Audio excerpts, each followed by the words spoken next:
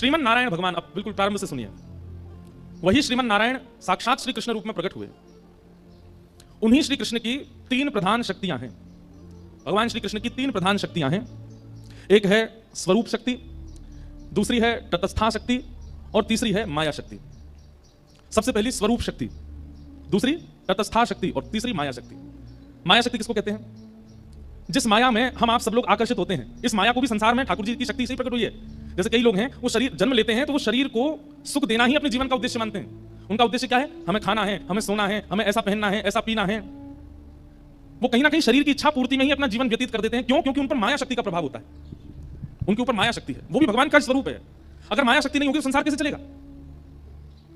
गाड़ियों का शौक होना, फोन्स के शौक होना, बड़े बड़े ऐशो आराम होना, अपने सुख के लिए कुछ भी खाना, कुछ भी पहनना, कुछ भी पीना, कहीं भी घूमना, कहीं भी जाना, किसी से भी संबंध बनाना, ये सब माया कराती है और ये भगवान की शक्ति है। माया शक्ति, सब लोग बहुत सावधानी से सुनो। अच्छा, एक बात मैं कह दूं, ये माया शक्ति की कृपा जिनके ऊपर होती है वो दत्त धाम में नहीं रह सकते। माया शक्ति वाले दत्त धाम में नहीं रह सकते, क्योंकि यहां तो देहाभिमान शून्य होना पड़ेगा, यहां तो देह के अभिमान से परे होना पड़ेगा, तभी आप यहां निवास कर सकते हो। तो भगवान की तीसरी शक्ति माया शक्ति, ये संसार के प्रति आकर्षण करने वाली ये माया शक्ति है। दूसरी ठाकुर जी की होती है तटस्था शक्ति। ये तटस्था शक्ति कौन सी होती है? जैसे मेरे सामने आपने बहु व्यंजन रखे और मेरे सामने दूसरी तरफ आपने सूखी दाल और रूखी रोटी रखी। एक तरफ बहु व्यंजन है और एक तरफ सामान्य भोजन है। दोनों को पाने की सामर्थ्य मेरे पास है, लेकिन मैं क्या पाता हूं ये मेरे ऊपर निर्भर करता है। सामर्थ्य दोनों पाने की है, मैं बहु व्यंजन भी पा सकता हूं, मैं सामान्य रोटी सब्जी भी पा सकता हूं, लेकिन मेरी इच्छा किस तरफ जाती है वो मेरे ऊपर निर्भर करता है। आंखों को देखने की, कानों को सुनने की, नासिका को सूंघने की, जीव को चखने की, हाथों को पकड़ने की, पैरों को चलने की, त्वचा को स्पर्श की, ये सब शक्तियां जो हैं ठाकुर जी हम सबको शक्ति युक्त करके भेजते हैं, तटस्था शक्ति। लेकिन उससे उपभोग क्या करना है ये हमारे ऊपर है। हमारी सर्वांगीण इंद्रियों को जो शक्तियां उपभोग करने की प्राप्त होती हैं ये तटस्था शक्ति है। कई लोग महाराज जी ऐसा कहते हैं कि सब भगवान की कृपा से होता है, तो क्या व्यक्ति की कृपा से करता है? व्यक्ति के चित्त में बैठ के ठाकुर जी पाप करवाते हैं? बात ऐसी है, करंट तो निकला है, अब उसका उपयोग करके या तो उससे बल्ब जला लो, या तो उससे पंखा चला लो, या तो उससे एसी चला लो, या तो कूलर चला लो, और या फिर उसका दुरुपयोग करके किसी के हाथ में पकड़ा तो मर जाएगा। शक्ति तो निकली है, शक्ति तो प्रवाहित हुई है, उसका सदुपयोग और दुरुपयोग हमारे हाथ में। हमारी सर्वांगीण इंद्रियों को जो उपभोग करने की शक्ति प्राप्त है ये तटस्था शक्ति है। और पहली शक्ति ठाकुर जी की है स्वरूप शक्ति। स्वरूप शक्ति, जहां स्वरूप में नाम, रूप, लीला और धाम चारों आते हैं। माया शक्ति जो है उसका उपभोग संसारी लोग करते हैं। तटस्था शक्ति जो है इसका उपभोग योगी लोग करते हैं, और स्वरूप शक्ति का उपभोग भक्त लोग करते हैं। हम आप सब लोग जो यहां बैठे हैं ना, हम कौन सी शक्ति के उपासक हैं? हम तीनों शक्तियों के उपासक हैं। हम माया शक्ति में भी पढ़े हैं, हम तटस्था में भी पढ़े हैं और हम स्वरूप में भी पढ़े हैं। एक जगह स्थिर नहीं हुए। हम आप में से एक आध दो चार ऐसे हैं जिनकी एक ठौर होगी, या तो पूर्ण रूपेण माया में है, या पूर्ण रूपेण तटस्था में है, या पूर्ण रूपेण स्वरूप में है। अगर वाणी क्लिष्ट लगती हो तो क्षमा करना, पर यह समझना बहुत जरूरी है किशोरी जी के तत्व के लिए। भगवान की स्वरूप शक्ति ये प्रथम है, और स्वरूप शक्ति के भी तीन अंग हैं। भगवान की स्वरूप शक्ति किन किन रूपों में प्रकट होती है? तो उसमें पहला है संघनी शक्ति। संघनी का मतलब क्या है? ठाकुर जी के धाम, ये भगवान की संघनी स्वरूपा है। ये संघनी स्वरूप है। वृंदावन है, द्वारिका है, जगन्नाथपुरी है, बद्रीनाथ है, दक्षिण में श्रीरंगम है, श्रीनाथ द्वारा राजस्थान में है। अच्छा, ये तो है पृथ्वी के, और फिर इसके बाद जाओ तो वैकुंठ है, साकेत है, गोलोक है, ये भी भगवान के स्वरूप माने। वृंदावन भगवान का स्वरूप ही तो है। श्री जगन्नाथपुरी धाम भी जगन्नाथ भगवान का स्वरूप है। द्वारिका धाम भी द्वारिकाधीश का स्वरूप है। मतलब धाम भी भगवान का स्वरूप माना जाता है। स्वरूप के तीन रूप हैं। पहला संघनी स्वरूप, ये धाम के रूप में प्रकट होता है। बहुत सावधानी से सुनो। दूसरा है स्वरूप का रूप संवित रूप, संवित स्वरूप। ये संवित स्वरूप कौन सा होता है? ज्ञान। कई बार आप धाम नहीं जाते, कई बार आप ठाकुर जी का प्रत्यक्ष दर्शन नहीं करते, लेकिन कथा में सुनाया गया जो ज्ञान है उस ज्ञान से ही आपको ठाकुर जी का अनुभव होने लग जाता है। ये कथा, ये भी तो ठाकुर जी का स्वरूप है। वक्ता मंच से बोलता है, श्रोता को अनुभव होने लग जाता है। ये संवित। और तीसरा स्वरूप है आह्लादनी स्वरूप, आह्लादनी शक्ति। समझ रहे हैं ना आप सब भावों को? तीन प्रकार की शक्तियां, उन तीन प्रकार की शक्तियों में प्रथम शक्ति स्वरूप शक्ति। उस स्वरूप शक्ति के तीन अंग हैं, संघनी, संवित और आह्लादनी। जिसमें संघनी स्वरूप जो है वो धाम का है, संवित स्वरूप जो है वो कथा का है, और आह्लादनी स्वरूप जो है वो प्रेम का है। कई लोग अपने जीवन में नाम जप धर्म केवल इसलिए करते हैं क्योंकि उनको धाम चाहिए। हमें वैकुंठ जाना है, हमें गोलोक धाम जाना है, हमें साकेत जाना है। वो अपने जीवन को पुण्य में बना के रखते हैं ताकि मृत्यु के बाद उनको भगवत धाम की प्राप्ति हो जाए। वो ठाकुर जी के किस स्वरूप के अधिकारी हैं? संघनी स्वरूप। पाप मत करो, दुराचार मत करो, ऐसा व्यवहार मत करो, अरे जीवन में कोई ऐसी क्रिया मत करो कि तुम वैकुंठ जाने से वंचित हो जाओ। ये संघनी स्वरूप के उपासक हैं। कई लोग संवित स्वरूप के उपासक हैं, उनको वैकुंठ जाने से इतना प्रलोभन नहीं है, उनको साकेत की इच्छा नहीं है, उनको गोलोक धाम जाने की इच्छा नहीं। उनके लिए क्या है? बोले पृथ्वी पर हमारा जन्म हुआ, यहीं कथा भागवत कीर्तन और उत्सव करके यहीं वैकुंठ प्रकट कर लो, यहीं साकेत का अनुभव कर लो, यहीं गोलोक धाम का अनुभव कर लो। और तीसरा स्वरूप है ठाकुर जी का आह्लादनी स्वरूप। अब एक बात बहुत ध्यान से सुनिएगा, संधनी और संवित इन दो का अधिकार मुझे, आपको, हम सबको है, पर ठाकुर जी का जो आह्लादनी शक्ति का स्वरूप है उसका अधिकार केवल ठाकुर जी को है। ठाकुर जी ने उसका प्रयोग अपने लिए किया है। भाई हम सबका स्वरूप होता है कि हम कुछ अंश परिवार वालों के लिए रखते हैं, कुछ अंश मित्रों के लिए रखते हैं, कुछ अंश व्यवहार के लिए रखते हैं, कुछ अंश संसार के, और कुछ अंश अपने लिए भी तो रखते हैं। अभी तक हमने जितने नाम बताए, स्वरूप शक्ति, तटस्था शक्ति, माया शक्ति, संगनी शक्ति, संवित शक्ति, ये सब ठाकुर जी ने सबके लिए बनाई। एकमात्र एक ऐसी शक्ति है जिसको अपने लिए प्रयोग किया, आह्लादनी शक्ति। और वह आह्लादनी शक्ति कौन है? श्री कृष्ण का धाम संघनी शक्ति है, श्री कृष्ण का ज्ञान संवित शक्ति है, और श्री कृष्ण के भीतर उत्पन्न होने वाला आनंद, प्रेम, उन्माद, उत्साह, वो आह्लादनी शक्ति श्री राधा रानी, श्री किशोरी जी। आपके चित्त में आनंद उत्पन्न होता है तो आप क्या करते हो? आप उसको हंस करके प्रकट कर देते हो, आप उसको नाच करके प्रकट कर देते हो, आप उसको खेल करके प्रकट कर देते हो, आप उसको तैयार होकर प्रकट कर देते हो, आप कुछ बना करके प्रकट कर देते हो। ठाकुर जी के चित्त में जब आनंद उत्पन्न हुआ तो ठाकुर जी हंसे नहीं, नाचे नहीं, ठाकुर जी ने कुछ बनाया नहीं, कुछ गाया नहीं, अपने उस समस्त आनंद को, जो नाचता भी है, जो गाता भी है, जो हंसता भी है, जो श्रृंगार भी करता है, जो सब प्रकार से आकर्षक है, ठाकुर जी का वह हृदय का आनंद ही किशोरी जी के रूप में प्रकट हो गया। आपका आनंद आपसे विलग नहीं होता, आपका आनंद आप में ही दिखने लगता है, पर ठाकुर जी का आनंद विलग होकर के सन्मुख प्रकट हो गया। वो किशोरी जी, वो श्री राधा रानी, वो ठाकुर जी की आह्लादनी शक्ति। जब प्रेम प्रकट हुआ श्री कृष्ण के चित्त में, तो निकुंज में बैठे हुए श्री श्याम सुंदर मन में विचार करने लगे, अब इस प्रेम को कैसे व्यक्त करूं? अरे परब्रह्म तो एकांत रहते हैं ना, परब्रह्म के साथ सब कोई नहीं है, वो तो एकम है। तब एकम ठाकुर जी के चित्त में जब पहला आनंद का वह उन्माद उत्पन्न हुआ, तब श्री ठाकुर जी ने मन में विचार किया, इसको व्यक्त कैसे करूं, इसको प्रकट कैसे करूं? ठाकुर जी का विचार होता है और क्रियाएं होती चली जाती हैं। हमारी तरह ठाकुर जी को कर्म करना नहीं पड़ता, ठाकुर जी जो सोचते हैं वो हो जाता है। जैसे ठाकुर जी के चित्त में प्रेम उन्माद और आह्लाद उत्पन्न हुआ, वही प्रेम उन्माद आह्लाद तप्त कांचन गौरांगी श्री राधे वृंदावनेश्वरी, कंचन जैसा गौर वर्ण, मृग जैसे नेत्र, मधुर मुस्कान, सुंदर अलकावली, अद्भुत श्रृंगार स्वरूप, और यह सब धारण करके जो श्री कृष्ण एक आनंद की स्थिति में जो व्यक्ति करता है, वह सारे भावों को अपने अंदर समेट करके श्री किशोरी जी का स्वरूप प्रकट हो गया ठाकुर जी के सन्मुख। जिनको देख करके सब आकर्षित रहते हैं, वो जिनको देख करके आकर्षित हो गए, वो श्री किशोरी जी, वो श्री लाडली जी। समझ में आई बात? ठाकुर जी की स्वरूप शक्ति और स्वरूप में भी आह्लादनी शक्ति श्री राधा रानी, श्री किशोरी जी। इसलिए हमारे वृंदावन में घूंघट करके बैठी हैं। बहुत कारण है उसके पीछे, एक कारण यह भी है, ठाकुर जी कह रहे हैं इनके रूप को आस्वादन करने का अधिकार केवल मेरा है, केवल मैं देखूंगा इनको और कोई नहीं। ये मेरे काजी प्रकट हुई है, मैं सबको क्यों दिखाऊं? इसलिए किशोरी जी घूंघट करके बैठी। किशोरी जी का प्रादुर्भाव निकुंज में हुआ। अच्छा, हमारा प्राकट्य बरसाना में हुआ, ये बाद की बात है, पर श्री किशोरी जी और ठाकुर जी इन दोनों की लीला निकुंज में तो कल्पांतरों से चल रही है, आज से नहीं चल रही है। महादेव किसका ध्यान करते हैं? ब्रह्म बैठ करके किसका चिंतन करते हैं? ये इंद्र कभी कभी तपस्या करने बैठता है, किसका चिंतन करता है? क्यों? नारायण तो इनके सामने है, भगवान तो इनके सामने साक्षात बैठे हैं, इनको चिंतन करने की आवश्यकता क्या है? मानव ध्यान करता है, मानव तपस्या करता है, ये बात समझ आई, पर देवता भी तपस्या करते हैं, वे भी ध्यान में जाते हैं। वो किसका ध्यान करते हैं? वो अपनी ध्यान धारणा समाधि के साथ उसी निकुंज में प्रवेश कर जाते हैं जिस निकुंज में श्री प्रिया प्रियतम विराजमान है, और वहां वही निकुंज विलास का दर्शन करते हैं जहां किशोरी जी और ठाकुर जी नित्य विराजते हैं।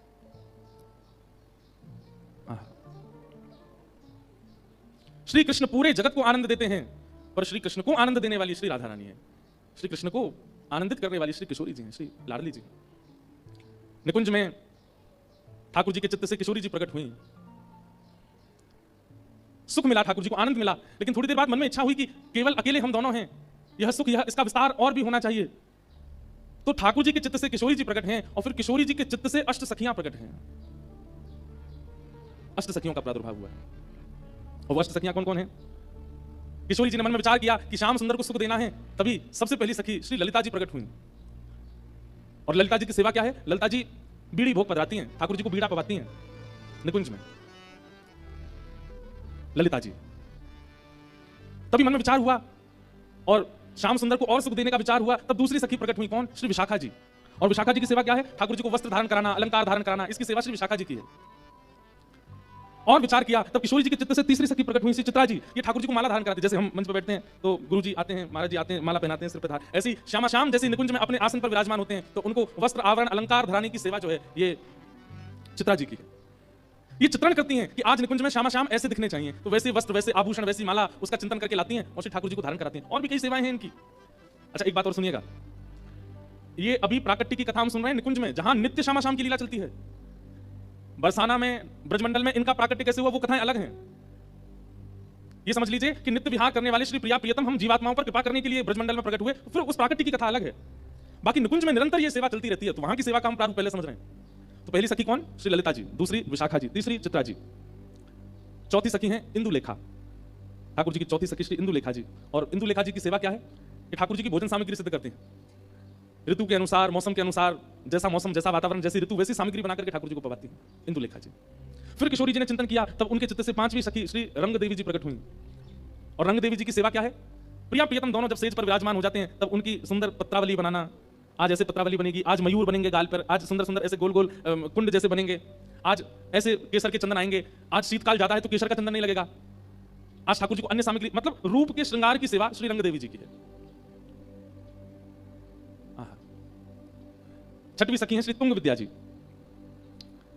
और तुंग विद्या जी की सेवा क्या है?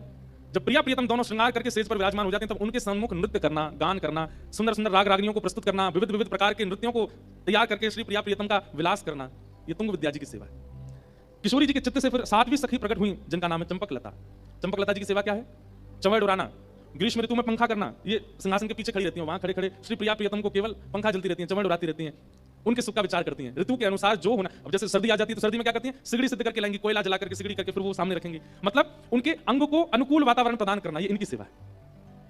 और फिर किशोरी जी के चित्त से आठवीं सखी प्रकट हुई सुदेवी जी। और सुदेवी जी की सेवा क्या है? किशोरी जी को जल पिलाना, ठाकुर जी को जल पिलाना। गर्मी है तो मिट्टी के बर्तनों में जल रखना, सर्दी है तो स्वर्ण पात्र में जल रखना, बारिश का मौसम है तो फिर जल में केसर डालना, उसमें थोड़ी कपूर, थोड़ी सी मिश्री पधरा देना, उसको शरबत का रूप दे देना। विविध विविध प्रकार से शरबतों को तैयार करके किशोरी जी को पिलाना, दूध पिलाना, पेय पदार्थ निर्माण करके देना, उनके श्रम को दूर करना, ये सेवा सुदेवी जी की है। ऐसे अष्ट सखियां प्रकट हुई। ये अष्ट सखियां प्रकट हुई। और महाराज जी इतना ही नहीं, फिर इन आठों की एक एक के चित्त में से 8-8 सखी और प्रकट हुई। जैसे ललिता जी की 8 सखियां और हैं। भैया यानी ठीक करवाओ।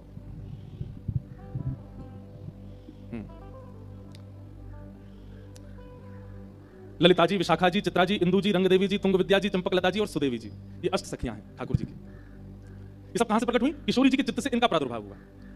अब इसकी मूल बात को मत भूलिएगा, ये सब हैं कौन? श्री राधा रानी से लेकर के सुदेवी तक, ये सब ठाकुर जी की स्वरूप शक्ति है। और इस स्वरूप शक्ति का प्रादुर्भाव आह्लादनी शक्ति से हुआ है। स्वरूप शक्ति की भी 3 शक्तियां, जिनमें 2 सबके लिए हैं और एक ठाकुर जी के अपने सुख के लिए, अपने आनंद के लिए, अपने विलास के लिए। और उस आह्लादनी शक्ति में से श्री किशोरी जी और अष्ट सखियां प्रकट हो गई। इसलिए किशोरी जी ठाकुर जी से विलग नहीं है, किशोरी जी ठाकुर जी से अलग नहीं है। है अब ग्रह को तो ले लेंगे, ठाकुर जी से विलग नहीं, एक ही है। एक अष्ट सखियों का बहुत सुंदर पद है, इन अष्ट सखियों की भी चर्चाएं हम सुनेंगे, इनके बालपन की कथा लीला। अष्ट सखियों को प्रणाम करो, क्योंकि श्री जी की सेवा में हम प्रवेश करें उससे पहले सखियों का आह्वान कर लें कि वे आकर के व्यवस्थित करें इस संपूर्ण सेवा को। जय जय जय प्रिया अष्ट सहेली, जय जय जय प्रिया अष्ट सहेली, जय जय जय प्रिया अष्ट सहेली, जय जय जय प्रिया अष्ट सहेली, जय जय जय प्रिया अष्ट सहेली, जय जय जय प्रिया अष्ट सहेली, हाँ जय जय जय प्रिया अष्ट सहेली, जय जय जय प्रिया अष्ट सहेली, जय जय जय प्रिया अष्ट सहेली, जय जय जय प्रिया अष्ट सहेली, जय जय जय प्रिया अष्ट सहेली, जय जय जय प्रिया अष्ट सहेली, हाँ जय जय जय प्रिया अष्ट सहेली, जय जय जय प्रिया अष्ट सहेली, जय जय जय प्रिया अष्ट सहेली, जय जय जय प्रिया अष्ट सहेली, जय जय जय प्रिया अष्ट सहेली, जय जय जय प्रिया अष्ट सहेली, ओ जय जय जय प्रिया अष्ट सहेली, जय जय जय प्रिया अष्ट सहेली। ये अष्ट सहेलियां हैं किशोरी जी की। ललिता, विशाखा, चित्रा, इंदु, रंग देवी, तुंग विद्या, चंपकलता और सुदेवी, इन सबका प्रादुर्भाव किशोरी जी के चित्त से हुआ। ये निकुंज की लीला है। फिर इन्हीं में 8 मंजरियां प्रकट हुई जो कि गौड़िया वैष्णव संप्रदाय की मुख्य मानी जाती हैं। जैसे हमारे यहाँ हमारे हरिवंशियों में, हरदासियों में सखियां प्रधान है, सहचरियां प्रधान है, ऐसे ही गौड़िया वैष्णव संप्रदाय में वहां मंजरियां प्रधान है। तो वहां रूप मंजरी, लवंग मंजरी, तुलसी मंजरी, मंजू लाली मंजरी, गुंज मंजरी, विलास मंजरी, रस मंजरी, ये 8 मंजरियां प्रकट होती हैं किशोरी जी के चित्त से, और फिर वो सेवा करती हैं ठाकुर जी की। तो ये निकुंज का स्वरूप है। निकुंज में इस प्रकार श्री जी ठाकुर जी से प्रकट होती हैं और श्री जी से सब सखियां प्रकट होती हैं, और किसके लिए? केवल ठाकुर जी को सुख विलास देने के लिए, आनंदित करने के लिए। लेकिन हम जीवात्माओं पर कृपा करने के लिए वही निकुंज के श्यामा श्याम पृथ्वी पर पधारते हैं। ठाकुर जी ने मन में विचार किया कि कलयुग में ज्ञान से उद्धार तो होगा, लेकिन बहुत कम लोग ज्ञान का आश्रय लेंगे। फिर ठाकुर जी ने विचार किया कि वैराग्य से उद्धार होगा, पर वैराग्य का आचरण भी लोग कम मात्रा में करेंगे। तब ठाकुर जी ने कहा कि भाई इस कलिकाल में एक प्रेम उद्धारक बन सकता है, उसके लिए ठाकुर जी प्रेम स्वरूप धारण करके आए। हम सब पर कृपा करके श्री ठाकुर जी मन में विचार किया, किशोरी जी से कहा, हे श्यामाजू मोकू जानो है ब्रजमंडल में उद्धार करवे के काजे, आप भी कृपा करके पधारो। किशोरी जी ने कही कि यत्र वृंदावनम नास्ति यत्र नो यमुना नदी यत्र गोवर्धनम नास्ति तत्र नो रमते मनः, जहां वृंदावन नहीं, गोवर्धन नहीं और यमुना जी नहीं, यहां मेरा मन नहीं लगता। तब ठाकुर जी बोले, ठीक है, आपकी इच्छा के लिए, आपकी इच्छा की पूर्ति के लिए मैं इन तीनों को निकुंज से नीचे ले चलता हूं। तो वृंदावन, गोवर्धन और श्री यमुना जी ये तीनों पृथ्वी पर नहीं थे, इनको ठाकुर जी श्री जी के प्रकट की शर्त पर लेकर के आए, क्योंकि श्री जी इसी शर्त से आएंगी ये तीनों हों। इसलिए हमने गाया, श्यामा हृदय कमल सौ प्रकट हो, श्याम हृदय को भाई वृंदावन प्यारो। वृंदावन ब्रह्मा की कृति नहीं है, किशोरी जी की कृति है। गोवर्धन ब्रह्मा की कृति नहीं है, किशोरी जी ने बनाया। और श्री यमुना जी, ये तो किशोरी जी और ठाकुर जी जब नृत्य करते हैं, निकुंज में विलास करते हैं, तो उनके अंग का श्रम जल ही श्री यमुना जी बनकर के बहने लगता है। तीनों को ठाकुर जी लेकर के पृथ्वी पर आए और किशोरी जी से कहा, अब आप भी कृपा करो। किशोरी जी बोली, पहले आप प्रकट है जाओ, फिर हम आएंगे। अब देखो यहां पर भी 2 पक्ष हैं। कई जगह ऐसी मान्यता है कि किशोरी जी 1 वर्ष बड़ी हैं ठाकुर जी से, और कई जगह ऐसी मान्यता है कि किशोरी जी 1 वर्ष छोटी हैं, 1 वर्ष 1 महीना छोटी हैं ठाकुर जी से। अब इसमें भी यह है कि हमारे ब्रज के रसिक जन अपने मनोभाव से इस भाव को स्वीकार करते हैं। अब जैसे गौड़िया परंपरा में आप सुनेंगे तो वहां किशोरी जी को छोटा मानते हैं, लाल जी से छोटी हैं किशोरी जी। पर हमारे ब्रज की कई बधाइयां ऐसी हैं, उन बधाइयों को अगर प्रमाण माने तो उन बधाइयों में ठाकुर जी का जन्म हुआ है और किशोरी जी मैया की गोद में बैठ करके आई हैं लाला को देखने के लिए। तो उन बधाइयों के अनुसार किशोरी जी बड़ी हैं ठाकुर जी से। पर अब बड़ी हो चाहे छोटी हो, हमारे लिए तो किशोरी जी हैं, तो जिस भी भाव में हैं वो हम स्वीकार करते हैं। पर आज हम ये भाव इस भाव से सुनेंगे कि किशोरी जी छोटी हैं लाल जी से, लाल जी बड़े हैं किशोरी जी से। नंद बाबा और यशोदा मैया, इनके 2 सखा हैं, बड़े अभिन्न सखा हैं। कौन? श्री वृषभानु जी और कीर्ति मैया। एक कथा महाराज जी ऐसी आती है कि जब भगवान ने मोहिनी रूप धारण किया तो इतना सुंदर था ठाकुर जी का मोहिनी स्वरूप कि उसको देख करके सारे देवता मोहित हो गए। कहां तक कहें, सबके मन में विचार होने लगा, अगर ये अब विवाहित हो तो इनसे हम ब्याह कर लें। कई देवता तो माला वाला लेकर तैयारी में आ गए थे, बोले हमसे जयमाल करा लो, हमसे ब्याह कर लो। ठाकुर जी धीरे से आवाज करके बोले, नारायण हैं हम। बोले नारायण हो तो क्या हुआ, इतनी सुंदर लग रही हो, हमसे ब्याह कर लो। सब ठाकुर जी के स्वरूप पर ब्याह की भावना से मोहित हुए। इनका वंश आगे नहीं बढ़ रहा था, इनके वंश में कोई बालक नहीं हुए। तो इन्होंने गोवर्धन की तलेटी में गिरिराज बाबा के पास चकलेश्वर महादेव की जाकर के आराधना की, और वहां जाकर के महादेव से प्रार्थना की कि हे महादेव, हमारा वंश यहीं रुक जाएगा, इससे आगे वंश बढ़ेगा नहीं। हमें कोई पुत्र पुत्री की कामना नहीं है, पर हमारी कामना यह है कि ये इतना सुंदर पवित्र वंश चला आ रहा है, ये वंश चलता रहे। इस भावना से जब इन्होंने गिरिराज पर्वत पर जाकर के प्रार्थना की तो महादेव ने प्रसन्न होकर के प्रकट होकर के अपूर्ण रह गई थी वो आपने पूरी कर दी, अब बस अब प्रतीक्षा करो, आपके कुल में एक सुंदर दीप प्रज्वलित होगा। फिर धर्मधीर जी के पुत्र हुए महीभान जी, और महीभान जी के पुत्र हुए श्री वृषभानु जी। और ये वृषभान जी जो हैं, ये सूर्य ही वृषभान जी के रूप में आए हैं, क्योंकि सूर्य की इच्छा थी कि मैं मोही इतना सुंदर रूप प्रकट होगा, आप तो बस प्रतीक्षा करो। तो महीभान जी के पुत्र हुए श्री वृषभान जी, और वृषभान जी का ब्याह हुआ इंदुसेन राजा की पुत्री, इनकी माता जी का नाम था मुखरा देवी, और इनकी पुत्री हुई कीर्ति मैया। कीर्ति मैया से ब्याह हुआ श्री वृषभान जी का।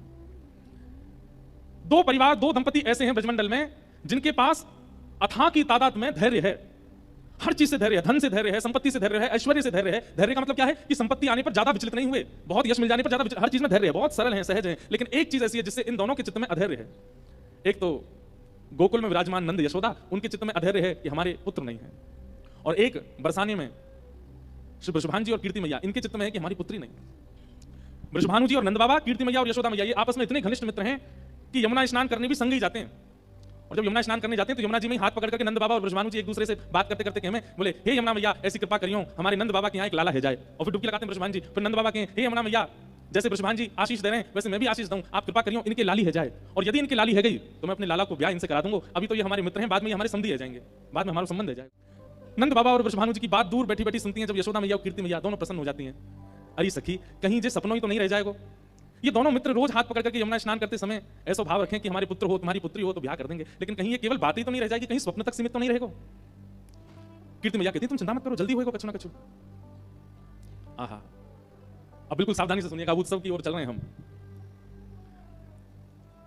नंद बाबा और यशोदा मैया दोनों प्रार्थना करते हैं कि एक पुत्र हो जाए। पुत्र की कामना किस लिए है? विष्णु आराधन के लिए, गौ सेवा के लिए, संत सेवा के लिए पुत्र की कामना करते हैं। एक दिन असंख्य ब्राह्मण आए और नंद भवन पर आकर के प्रसाद अर्श की है गई, लेकिन अभी तक लाला नहीं भयो। ब्राह्मण बोले ब्रह्म वाक्यम जनार्दनम, हमारी वाणी जनार्दन की वाणी है और हमारी मौतें निकल गई है, बाबा लाला होएगा तो होएगा, अब चिंता मत करो। और पावन घड़ी आई, एक दिन यशोदा मैया यमुना स्नान करके जैसी लौटी तो प्रसव होने के जो संकेत होते हैं वो संकेत मां को दिखने लगे। सखियों को बुलाया, गोपियों को बुलाया, सबको बुला करके कहा मुझे ऐसा ऐसा अनुभव होता है। और उस अनुभव को सुनकर के सब सखियां प्रेम में भर गईं और सबने जाकर के नंद बाबा से कही बाबा बधाई हो। काय बात की बधाई? बोले श्री यशोदा मैया को प्रसव के संकेत है रहे हैं, या को मतलब है कि गर्भ में बालक है, अब तो बस आप प्रतीक्षा करो, जल्दी ही सुंदर बालक को जन्म होगा। नंद बाबा इतने प्रसन्न हुए, सुनते ही सबसे पहले ये खबर जैसी नंद बाबा को पड़ी उसी समय देखते हैं कि सामने से वृषभानु जी आ रहे हैं। नंद बाबा के नेत्रों में प्रेम अश्रु हैं, प्रेम पुलकित नेत्र हो रहे हैं। नंद बाबा दौड़े दौड़े गए, वृषभानु जी को जाकर हृदय से लगाया। वृषभानु जी बोले अरे आज इतने प्रसन्न कैसे, कहा बात है, और ये प्रेम के अश्रु क्यों छलक रहे हैं नेत्रन से, कहा बात है? नंद बाबा बोले आपके मनोरथ, आपके भाव, कीर्ति मैया के भाव पूर्ण है रहे, श्री यशोदा जी को प्रसव को संकेत है। बंधुओं, हमारे आचार्य चरण ऐसा वर्णन करते हैं वृंदावन रस लीलाओं में कि इतने प्रसन्न तो नंद बाबा और यशोदा जी नहीं है जितने प्रसन्न कीर्ति मैया और वृषभानु जी हैं कि नंद बाबा के यहाँ लाला है व्यवहार है, इतने प्रसन्न। धीमे धीमे समय आया और भादों की अष्टमी, और जैसी अष्टमी पूर्ण भई, श्री नंदरानी यशोदा मैया की कुक्षी से नीलमणि जैसे माधव जब प्रकट भये, कृष्ण प्रकट भये, पूरे ब्रजमंडल में उत्सव है, नंद घरानंद भयो जय कन्हैया लाल की, ये गूंज जैसे ही पहुंची बरसाने, वृषभानु और कीर्ति मैया अति प्रसन्न आए हैं। आहा, अब देखो ये ब्रज को प्रेम नहीं है तो क्या है? लाला प्रकट भये तो लाला प्रकट हैवे में बधाई लेके आना चाहिए, लाला प्रकट हैवे में टोपी कुर्ता लेके आना चाहिए, लाला प्रकट हैवे की खुशी में खिलौने लेके आना चाहिए। पर वृषभानु जी और कीर्ति मैया लाला प्रकट हैवे की खुशी में कहा लेके आए? टीको, टीको समझे? अरे जिसको आधुनिक भाषा में आजकल रोका बोलते हैं, जैसे रोका कर देते हैं ना, लड़की का रोका होता है, लड़का का रोका का मतलब क्या होता है? वो रोक देते हैं, बोले अब इनका ब्याह हमारे बालक से ही होगा। कितने आश्चर्य की बात है कि कीर्ति मैया वृषभानु जी की अभी लाली नहीं हुई है, अभी लाली का जन्म नहीं हुआ, और वहां वृषभानु जी और कीर्ति मैया टीका लेकर के आए हैं। और टीके में जो जो सामग्री होती है, नारियल होता है, श्रीफल होता है, वस्त्र होते हैं जमाई के, और गले में पहनाने की आभूषण होते हैं, हाथ के आभूषण होते हैं, और भी जो जो सामग्री होती है, सास ससुर के आभूषण, वो सारी सामग्री लेकर के आए हैं।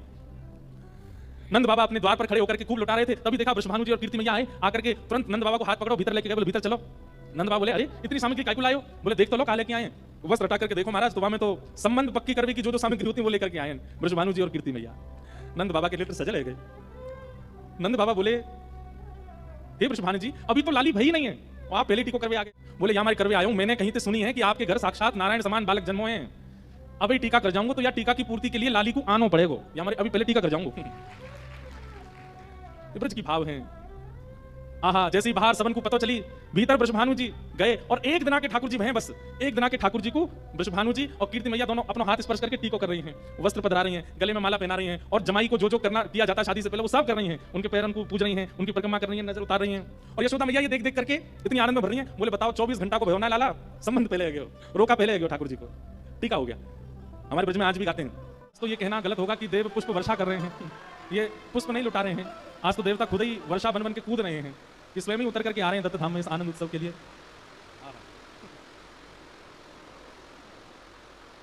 महाराज जी, आचार्य जी कह रहे हैं कि वैशाख का सावन हो गया अपने आप ही, ठाकुर जी जन्मे हैं ना, तो इसलिए अपने आप ही महादेव प्रसन्न हो रहे हैं, सावन कर दिया महाराज, वैशाख में सावन का अनुभव हो रहा है। वाह, ऐसा सुंदर आनंद बन रहा है। सब लोग बहुत ध्यान से सुनो। नंद बाबा और यशोदा जी के यहाँ लाला ने जन्म लिया और वृषभानु जी और कीर्ति मैया ने जाकर के लाला को टीको कर दियो। नंद बाबा बोले अभी लाली तो भई ना, आपने पहले ही लाला को तिलक कर दियो।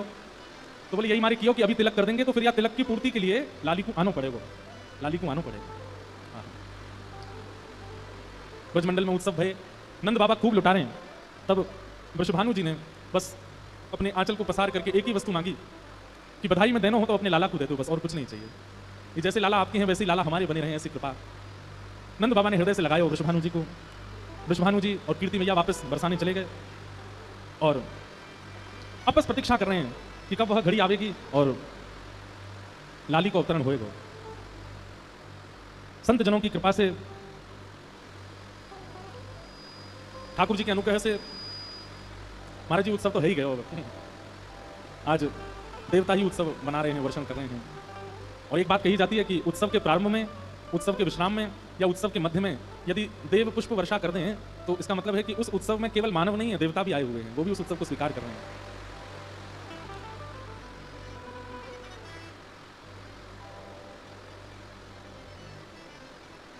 लाला को जन्म है कि और कछु दिना बाद श्री कीर्ति मैया को अब जैसे यशोदा मैया को प्रसव के गुण अनुभव हो रहे थे, ऐसे कीर्ति मैया को भी अब प्रसव के गुण अनुभव होने लगे। हमारे हित वृंदावन चंद्र जी श्री कीर्ति मैया के 9 महीने के अनुभव का वर्णन करते हैं कि 9 महीना कैसे कैसे अनुभव हो रहे हैं कीर्ति मैया। विरवा प्रेम मुदित रानी भई। पहला महीना जैसे प्रारंभ हुआ, कीर्ति मैया के गर्भ में लाली आई, तो अब इन 9 महीने के प्रसव की इस भावना से आप अनुभव उत्पन्न होने लगा कीर्ति मैया को।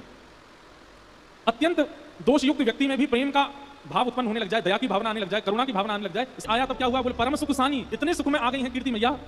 कहे तो मृदु वाणी, अपनी मीठी वाणी से क्या कह रही हैं, अपनी सखियों से कह रही हैं कि अरे मुझे तो भरोसा है कि मेरे गर्भ में लाला नहीं लाली है, लली और आनी, मेरे मेरे मेरे उदर में लाली ही है, मुझको ऐसा आभास है रहो है। और लाली की बात सुनकर के ताकि बोले आपको कैसे पता, बोले अहो लक्षण आने, लक्षण अनुभूत हो रहे हैं। बोले कैसे लक्षण लग रहे हैं, बोले लाली के जो श्रृंगार होते हैं ना, वो श्रृंगार स्वप्न में दिखाई दे रहे हैं।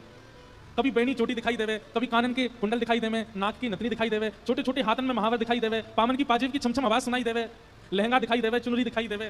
तो इससे कीर्ति मैया कह रही है बोले गर्भ में लाली है, मुझको अनुभव है रहा है। आहा। चौथे मास मन फूलो, जैसे चौथा मास आया मन में और आनंद होने लगा। भाग्य अनुकूलो महारस झूलो रे, सकल दुख भूलो, अहो गोप राजकुल बधू हो परम शोभित भई। आहा। चौथा महीना जैसे ही लगा तो फिर कीर्ति मैया की स्थिति कैसी है, बोले महारस झूले हो। अभी तक तो सुख भर रहा था, आनंद भर रहा था, अब तो जैसे मानो महारस में झोंटा ले रही हूं। व्यक्ति को जब सुख मिलना प्रारंभ होता है तो कुछ दिन तक उस सुख की अनुभूति होती है, लेकिन बार बार उस सुख की अनुभूति हो और फिर उसी सुख में सो रहे हैं तो सुख, हंस रहे हैं तो सुख, बैठे हैं तो सुख, चल रहे हैं तो सुख, मतलब प्रत्येक क्षण दिन भर का सुख में हो गया, आनंद में हो गया। इसको कहते हैं रस में झूले हो। पूरे दिन में हम लोगों को कभी कभी सुख का अनुभव होता है, लेकिन सुबह से लेकर रात्रि तक, फिर रात्रि से फिर सुबह तक सुख ही सुख का अनुभव होता है। उसको कह रहे हैं सुख में झूले हो, महारस में झूले हो। कीर्ति मैया को कैसा अनुभव हो रहा है, बोले हर क्षण सुख का अनुभव हो रहा है, महारस झूले हो। और फिर क्या करेंगे, बोले सकल दुख भूले हो। जब सब लोग इधर देखो, इधर देखो, यहां पे इतना सुंदर भाव चल रहा है, कहां देख रहे हो। जब प्रसव में गर्भ में बालक होता है तो मां को कभी कभी पीड़ाएं होती हैं, तो कह रहे हैं कि वो प्रसव पीड़ा का अनुभव ही नहीं हो रहा है कीर्ति मैया को, वो तो मानो जैसे परम सुख में झूल रही हैं, महारस में झूल रही हैं, ऐसा उनको अनुभव हो रहा है। आहा। और फिर 5वां मास जब आन्यो, 5वां महीना प्रारंभ हुआ कीर्ति मैया का। और फिर क्या हुआ, 5वां मास जब आन्यो, देख कुटुंब सिहान्यो, आहा, नगर जब जान्यो री, ते मास सहेली, नहीं तजत अकेली, कहत सुनो हेली रे। 7वां महीना जैसे आया तो शाम को सखियां जब सेवा करके जाने लगती हैं तो कीर्ति मैया कहती हैं नहीं तजो अकेली, अब अकेली मत छोड़ो, मेरे पास ही रहो। भैया कुछ पता होना है कब कौन सी खबर आ जाए, कब कौन सी, मतलब कीर्ति मैया को इतना उन्माद है हृदय में कि मैं कहीं जल पीवे के काजे भी उठूं तो मुंह को श्रम हो, वह श्रम से मेरे गर्भ में जो लाली है वाकू कहीं श्रम नहीं है जाए। इसलिए सखियों को कह रही अपने सब सामग्री लेके मेरे घर आ जाओ, मुंह को छोड़ के अकेले मत जाओ, यहीं मेरे संग ही रहो। 7 मास सहेली, नहीं तजत अकेली, कहत सुनो हेली रे, रहो संग भेली। सबको संग रहने के लिए कहते हैं। अहो भांति भांति समझाए गर्भ रक्षा करी। गर्भ के बालक को जिससे सुख हो वो सब कर रही है कीर्ति मैया, अति आनंद में है। आहा। 8 मास द्विज आए, 8वां महीना जैसे हुआ ब्राह्मण जन सब घर आए, बोले पठाए, और सबने कीर्ति मैया को घेर करके सुंदर सुंदर प्रवचन किए, सुंदर सुंदर वेद मंत्र सुनाए, सुंदर सुंदर स्तुतियां सुनाई, ठाकुर जी की लीला कथाएं सुनाई, और कीर्ति मैया बैठ करके प्रमोद मन से श्रवण कर रही हैं। आहा। 8 मास द्विज आए, बोले पठाए, न्योत जिमाए रे। फिर उन ब्राह्मणों को सबने भोजन कराया और उनको बढ़िया दक्षिणा प्रदान करी। सजन पहिराए, सबको वर्ण प्रदान किए, वस्त्र प्रदान किए। सजन पहिराए, अहो बोले सजन सो, बोल सोई प्रभु कीजिए। और ब्राह्मण देवता जाते जाते श्री वृषभानु जी से क्या कह के गए, बोले आज तक तो इन्होंने आपकी आज्ञा मानी होगी, लेकिन अब आप इनकी आज्ञा मानिएगा, ये जो कहें वही करिएगा। और श्री वृषभानु जी बड़े आनंद में हामी भरते हैं कि हाँ ठीक, अब से ये जो कहेंगे वो हम करेंगे। इस प्रकार 8वां महीना निकला। अब 9वें मास गोप बाला, 9वां महीना प्रारंभ हुआ। 9वें मास गोप बाला, कहे बचन रसाला, अजु कीरत कृपाला जी, बूझत एह काला, अहो कब हुए है वह धोम सु मंगल गाई है। 9वां महीना जैसे प्रारंभ हुआ, आहा, कीर्ति मैया से अब सब आकर के कहते हैं कि मैया अब तो कोई भी क्षण, कोई भी घड़ी, कोई भी समय शुभ संकेत आ सके, लाली को जन्म है सके। इस प्रकार 9 महीने निकले और 9 महीने पूर्ण होते ही पूजे हैं 10वां मास। 9 महीना पूर्ण हो गए, 10वां महीना प्रारंभ हुआ। उर बड़ो है हुलास, सफल भैयास, कियो भवन प्रकाश है। यहां वर्णन करते हैं कि 9वां महीने की अंतिम रात्रि, 9वें महीने की अंतिम रात्रि थी और श्री कीर्ति मैया और वृषभानु जी दोनों सोए हैं। तभी वृषभानु जी के स्वप्न में क्या आता है कि वृषभानु जी बैठे हैं और तभी एक छोटी सी किशोरी डगमग डगमग चाल चलती सी भाई आई और श्री वृषभानु जी की गोद में बैठ गई और बैठ करके वृषभानु जी की दाढ़ी से खेल रही है।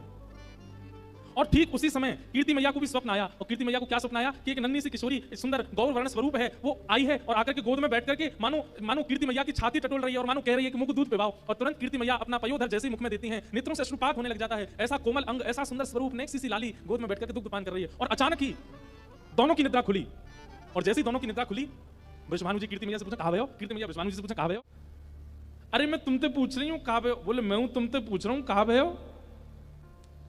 कीर्ति मैया बोली मैंने तो एक सपना देखो। वृषभानु जी बोली अरे मेहर मैंने भी एक सपना देखो। तुम पहले बताओ तुमने कहा सपने में देखो? तब वृषभानु जी बताते मैंने तो सपने में देखो एक नेक सी लाली गोद में आके मेरी दाढ़ी ते खेल रही है। कीर्ति मैया के नेत्र सजल है गए। बोले मोए भी यही सपना आया कि एक लाली मेरी गोद में बैठ कर के मेरो पयोधर पी रही है। और ये दोनों के मध्य में चर्चा चली रही थी कि अचानक से श्री कीर्ति मैया को प्रसव पीड़ा प्रारंभ हुई। और जैसे ही प्रसव पीड़ा प्रारंभ हुई, वृषभानु जी दौड़े दौड़े गए, चिंता में भर गए हैं, पसीने से आ रहे हैं और दौड़े दौड़े सखियों के पास गए, दाई अम्मा के पास गए। बोले जल्दी चलो, अरे पीड़ा हो रही है कीर्ति मैया को। सब दौड़ करके गए। भीतर जाकर के देखो, भीतर से किवाड़ बंद कर ली है। सब सखियां चारों ओर खड़ी हैं, किसी प्रयास से नहीं, बिना प्रयास के ही, बिना किसी के सहयोग के ही। जैसे ब्रह्म बेला का समय होने लगा, सूर्य उदय की स्थिति होने लगी, अष्टमी तिथि प्रारंभ हो गई है। और जैसे सूर्य उदय की बेला प्रारंभ हुई, उसी समय अपने आप सहनाइयों की आवाज आने लगी, अपने आप सारंगियां बजने लगी, अपने आप ढोल डुमडुमियां बजने लगे। वृषभानु जी बोले मैं कक्ष के बाहर खड़ा हूं, कीर्ति मैया भीतर हैं, सब सखियां घेर के खड़ी हैं, अभी तक कोई समाचार आया नहीं। और ये डुमडुमियां बज रही हैं, ये सहनाइयां बज रही हैं, ये सारंगियां बज रही हैं, मंगल गीत कौन बजा रहा है? और तभी वृषभानु जी ने जैसी खिड़की खोल करके देखा तो आकाश से मेघ वर्षा हो रही है। और उस मेघ वर्षा की ध्वनि में ही मंगल गीतों के स्वर प्रकट हो रहे हैं। मानो अभी तक किसी को पता नहीं चला लाली भई है, लेकिन आकाश में देवता देवीगण सब खड़े होकर के पुष्प वर्षण कर रहे हैं और मंगल गीतों का वाद्य बजा रहे हैं। आहा, वृषभानु जी तो आश्चर्य में पड़ गए। बोले ये कैसी वर्षा? वर्षा की ध्वनि तो अभी हमने सुनी, कैसी टप टप वर्षा होती है, लेकिन वर्षा की ध्वनि में स्वर लहरियां प्रकट हो रही हैं। ऐसी वर्षा पहली बार देखी है। और जैसे ही इस वर्षा की ध्वनि हुई, इतने में ही कीर्ति मैया के कक्ष को द्वार खुलो और भीतर से पधारी सब सखियां आकर के श्री वृषभानु जी को घेर लेती हैं और बाबा बधाई हो, बधाई हो, बधाई हो।